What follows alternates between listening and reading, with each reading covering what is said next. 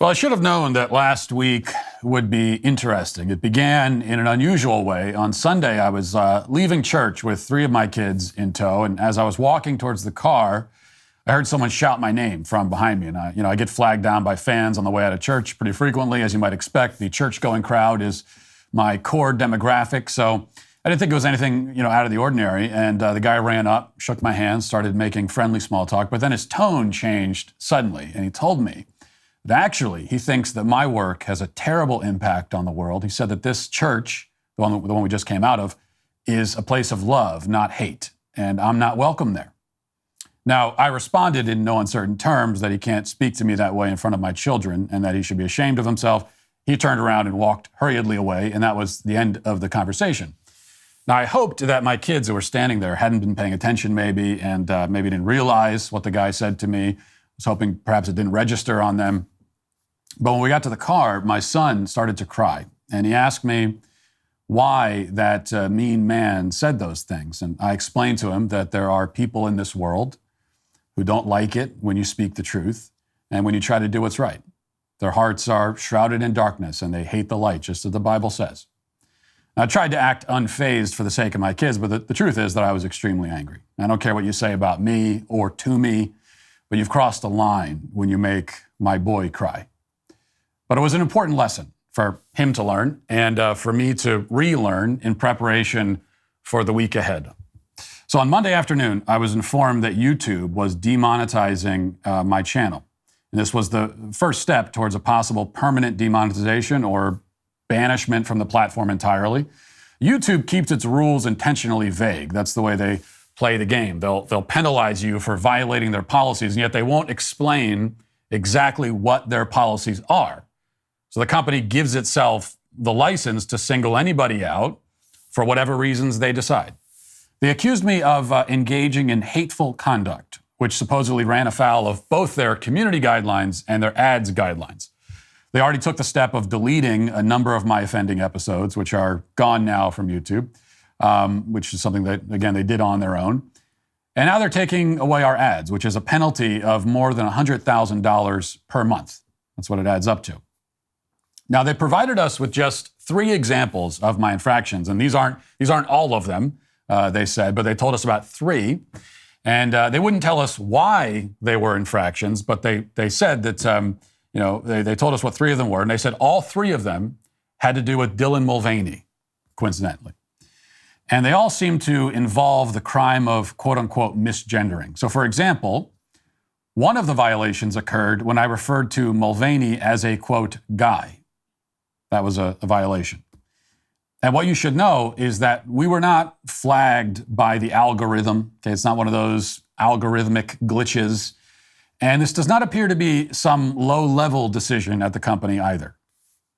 Yet, a path to remonetization is available. It seems that we can get back into YouTube's good graces, get our monetization back by simply respecting preferred pronouns and refraining from offering any meaningful critiques of gender ideology. In other words, all I have to do to get all that back is forfeit my integrity and betray all of my deepest held principles.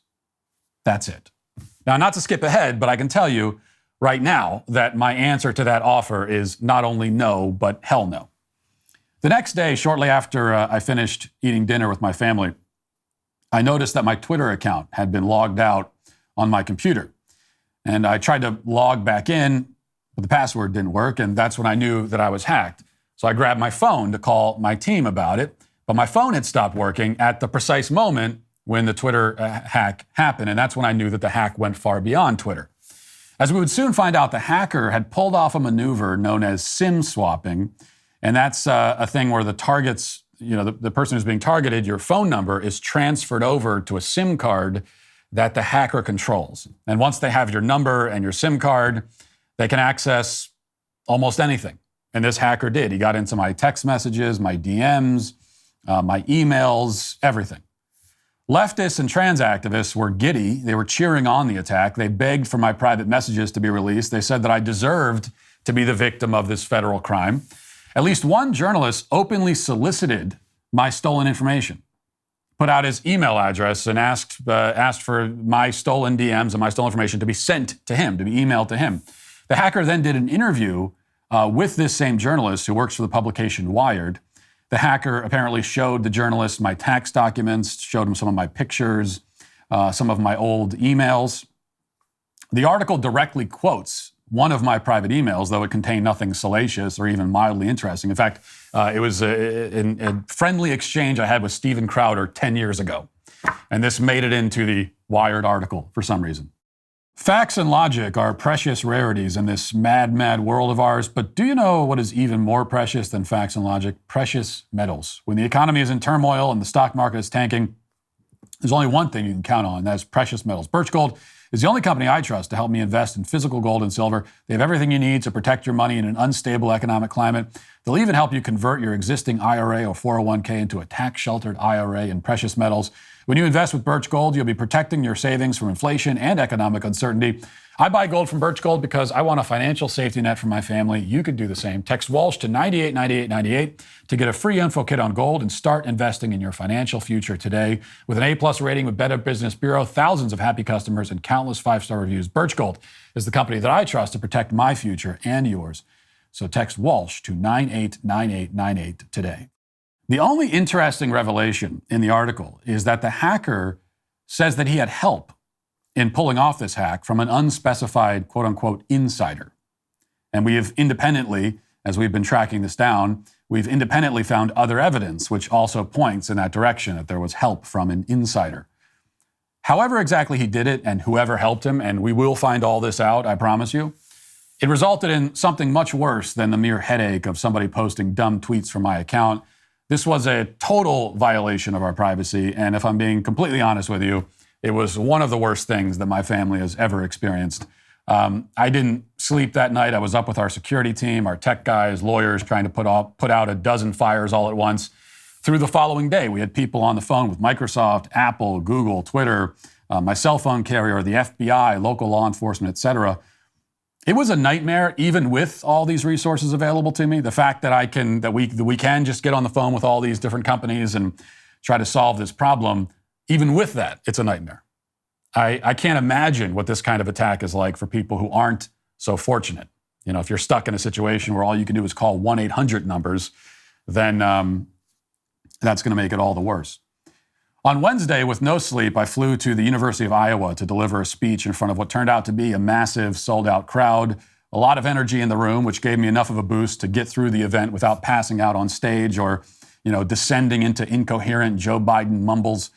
Outside, there were throngs of protesters taking to the streets. They were stopping traffic. They were blocking the exits out of the event. They also dumped thousands of marbles in the hallway outside of the auditorium where the event was taking place in hopes of, making people slip and fall and causing serious injury to hundreds of people as they're walking out. Fortunately, that plan failed. So to summarize, it was a difficult week, but also fully in keeping with my experience over the past year or more. Especially since my film, What is a Woman, came out, we have been doxxed, threatened, stalked, harassed, almost constantly. The threats became severe and frequent enough shortly after the film came out to necessitate 24-hour armed security in our home. Last night, there was a Reddit post which went viral from somebody calling me a homophobic Nazi and saying that I should be murdered. The poster said that he's, quote, tired of me getting away with this. And when he says getting away with it, what he's talking about is that I'm getting away with expressing my beliefs openly. He's tired of that. And he said that there needs to be consequences, quote unquote. The consequences, he specifies, should involve me being bludgeoned to death with a baseball bat. And the thing is that this is not the sentiment of just one random weirdo on Reddit. In fact, somebody posted something similar to Twitter a few weeks ago saying that I should be tortured and killed, and it got tens of thousands of likes and thousands of supportive comments. There is a wide consensus on the left that I deserve to be killed, and they have made that point abundantly clear. But the good news is that we're not taking any of this lying down. I'm going to be working with law enforcement. I am working with law enforcement right now to ensure that the person who hacked into my phone and anybody who granted him access is punished to the full extent of the law. We are going to sue everybody involved. I can't say much more about it right now, except that many different wheels are currently in motion. And if the people who did this aren't nervous right now, they should be. On the YouTube front, as long as they make affirmation of gender ideology a prerequisite for posting my show on the platform, I will not post my show on the platform. But I also will not allow myself to be banished into obscurity off to some internet ghetto where nobody will find my content. You see, big tech, this is the choice they want us to make. They want me either to surrender my principles or become irrelevant. And they'll be happy with whichever of those two options I choose. Either one, fine with them. Which is why I choose neither. Instead, starting today, we're going to make this show available to everyone for free on the Daily Wire. It'll also be available on Rumble, Apple Podcasts, Spotify, all the other places you normally get your podcasts. And we're trying something new as well. Starting today, every episode of the show will also be posted in full on Twitter, which is now the most powerful free speech platform in the world. And it seems like the place where this show belongs. If you follow our channel on YouTube, you can still find plenty of content that we'll make specially for you. We'll still post clips from the show so we can reach new audiences with our message. But we're not going to give YouTube our full show so long as the situation remains as it is. I'm sure you can go to Brazil or Colombia and get crazy things done to your face, but why on earth would you do that? If you're tired of dealing with puffy eye bags, dry skin, and wrinkles, then it's time to start taking your skincare routine seriously and check out my friends at Genucel Skincare. Just in time for their Mother's Day special, Genucel is offering 70% off their most popular package. Our studio's tech manager, Patrick, is known around the office for having a glorious head of hair. He really prides himself in his long and flowing locks, but because he's been so focused on maintaining his hair, he completely forgot to take care of his skin. His skin became a splotchy, oily, horrendous nightmare, and it sickened me to the deepest parts of my soul. So, like I always do, I forced him to try Genucel's wide range of projects, and now Patrick's skin is as beautiful as his hair. One of the products they used was Genucel's Ultra Retinol, which helps exfoliate the skin and can reduce the appearance of pores and improve skin texture. It can also help to even out skin tone by reducing the appearance of age spots and hyperpigmentation. If you don't want your mother to look the way Patrick used to, get the gift of flawless skin this Mother's Day. Visit Genucel.com/Walsh to save over 70% off their most popular package. This package includes the dark spot corrector as well as their Ultra Retinol and under eye treatment.